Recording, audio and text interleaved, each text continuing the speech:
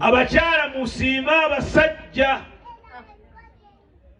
Ddala omuntu n'akeera ku makya n'afuluma ennyumba n'agenda anoonye ssente, tomanyi abalala esente bazijja mu kwetika kiro 10 n'azikuba ku kibegabega ne yeetika n'atwala ne buziba n'aleeta.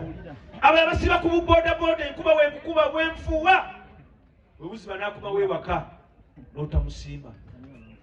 Tuyige okusiima. Abakyala tusiima abaami n'abaami tusiima abakyala, tugenda kuwangala mu bulamu osinga okuba obulungi. Ennyukuta ey'okusatu ye support.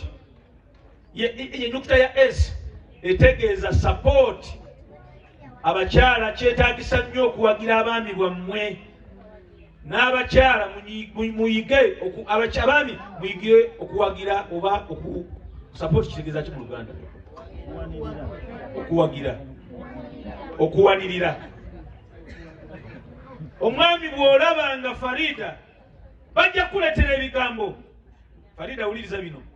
Kati wali abajja okusanga enkya bagamba omusajja gw'ofumbiddwa gubagamba owange si olwo muleka gumanyi mulala tobiwuliriza.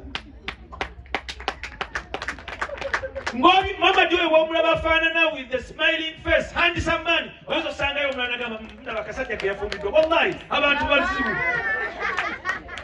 Farida bw'omulaba the beautiful queen oyinza okeera ku makya oli n'afuuka n'ava n'agamba kale ekikazi kye wawasizza naye gwe manya nti point emutuuse bulungi ng'omugamba nze kye nasiimi mu bangi. Abakyala mubawagire we kyetaagisizza. Waba alina ka business mukoleyo ka business atandika okulunda enkoko mu supporting. Abakyala mulina akameeza ke mutera otuterekaako ne kavaamu ensonga. Omusajja lwanaga nti olwati siina za mafuta muyambeko mugambi kwata gino ebiri genda okole ononziriza. Naye ne muwangaala mu bulamu ng'omusajja akake kake n'omukyala akake kake mubeera nga mulinga abalabe mu nnyumba. Buli wagenda n'oyaza ensawo yaleseemu kasente oba temuli. Omukyala omusajja aba ayingira ennyumba amala zikweka abalina emboloka n'akweka mu biwempe by'emmotoka ayagala ayingire ng'ali kamu kasanvu kagenda okuleka ku mmeeza. Tewali support. Tuyige okwewagira. Okwewagira kulina kuva mu maka gaffe.